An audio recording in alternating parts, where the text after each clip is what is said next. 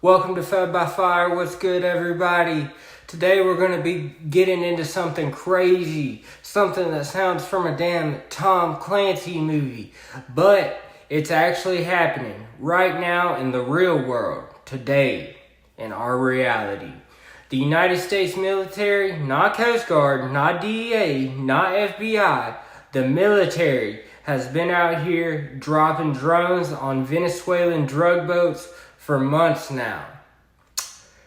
And we're talking 20 strikes from September up until November 2025, almost 80 people dead. And the last hit just went down a few days ago. But here's where it gets wild.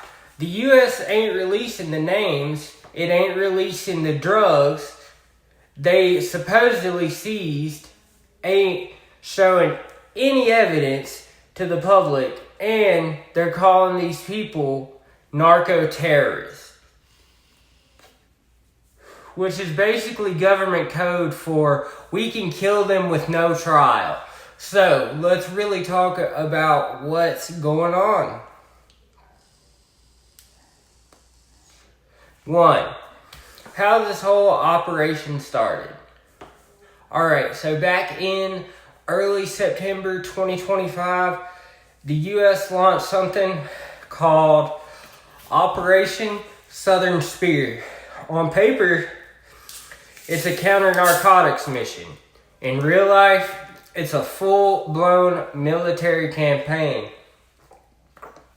in the Caribbean, the Eastern Pacific. You got Navy ships patrolling Venezuela's coastline, and MQ-9 Reaper drones flying missions, P-8 Poseidon spy planes scanning the waters, satellites watching all the known drug routes, and Southco, the U.S. Southern Command, running the entire operation. It's clear as day America is treating drug trafficking like a war, not a crime. 2. The 20 strikes and what's been happening. Since September, the U.S. has hit about 20 boats. They claim they were smuggling cocaine and fentanyl from Venezuela and Colombia. They'll post a grainy drone video on Twitter or Truth Social showing a little boat blowing up, then say something like, 4 narco-terrorists eliminated. Drug shipment disrupted. But here's the thing. We're not seeing the usual proof. No photos of the drugs, no street value, numbers, no press conferences, no seized kilos, no IDs of the people killed, no breakdown of who the narco-terrorists actually are. All we know is the U.S. is hitting boats in international waters and bodies are dropping. Now, let's talk about who's on these boats. This part is murky as hell. The U.S. says they're targeting members of Tren Aragua, which is the Venezuelan mega gang. That's basically a cartel at this point. These dudes are into everything. Drug trafficking, extortion, kidnappings, human smuggling, prostitution rings, illegal mining. They operate in Venezuela, Colombia, Ecuador, Chile, Peru. They're everywhere in South America. Some reports also say that ELN, the Colombian guerrilla group, is mixed with the drug routes too. But here's the truth. The U.S. has not released a single official ID of anyone killed in these strikes. No names, no criminal histories, nothing. All we know is somewhere, some Venezuelan, some Colombian, some unknown, and we don't even know if all of them were hardcore cartel hitters. or broke couriers just trying to make a few grand, smuggling weight across the water.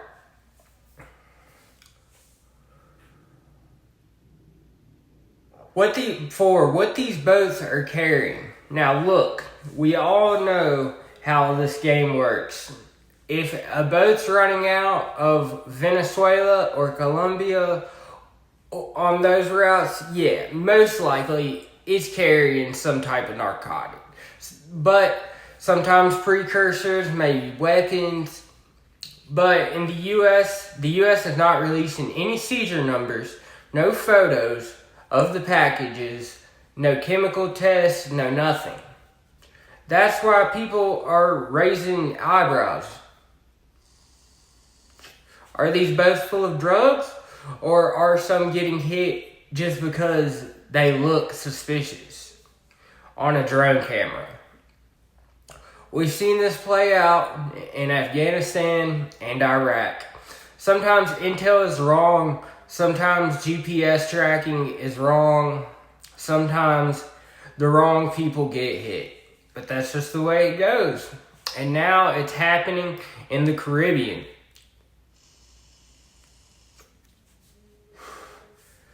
And 5, how the U.S. gets its intel. Here's the intel. Pipeline as they're describing it.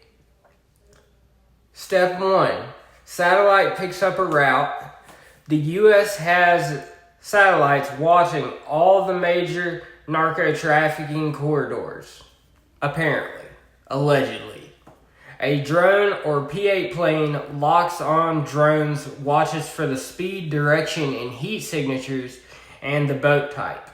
If a boat is moving fast, low to the water, no lights, it gets flagged. How's that fair? Step 3. Analysts judge if it's a drug boat. This part is the sketchy part. It's a human judgment. They're deciding life and death from a camera in the sky. Step 4.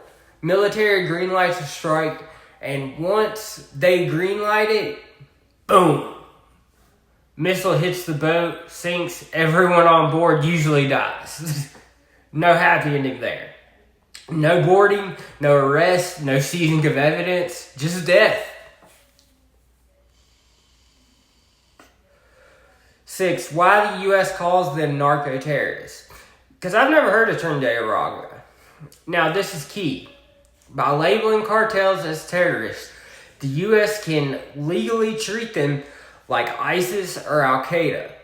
Or Al-Qaeda, excuse my southern accent, which means kill on sight. No due process. Drone strikes are allowed. International water rules don't apply the same. Prisoners don't have normal rights. But legal experts, the UN, human rights groups, they're all calling BS. Because drug trafficking, even violent drug trafficking, is not legally considered an armed conflict. It's a criminal issue, not a war. That means these drone strikes might technically be illegal, but the international backlash, you got the UN human rights chief saying these might be extralogical killings in Venezuela, accusing the U.S. of violating the international law. Human Rights Watch saying this is reckless and unlawful.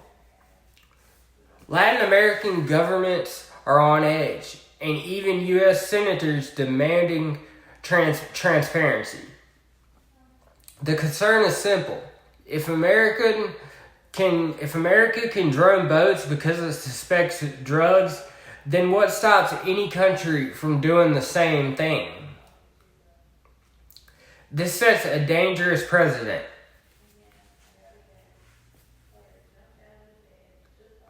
What this really means for the future. This right here might be the new era of the drug war. Not the DEA knocking at the cartel doors, not agents doing undercover buys, but missiles hitting boats in the middle of the ocean.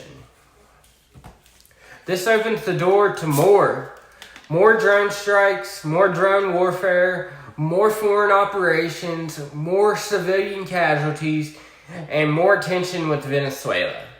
More deaths without trial, more secrecy from the U.S. government. And if the intel ever ends up being wrong, if even one innocent boat gets hit, the fallout is going to be massive.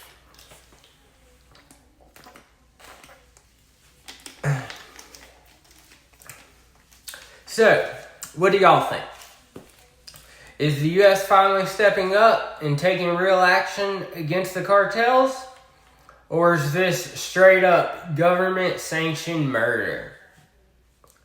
As a drug war, quote unquote. Drop your thoughts in the comments, like and subscribe, and you'll be seeing more of me. Thank you for another video of Fed by Fire. See y'all again soon.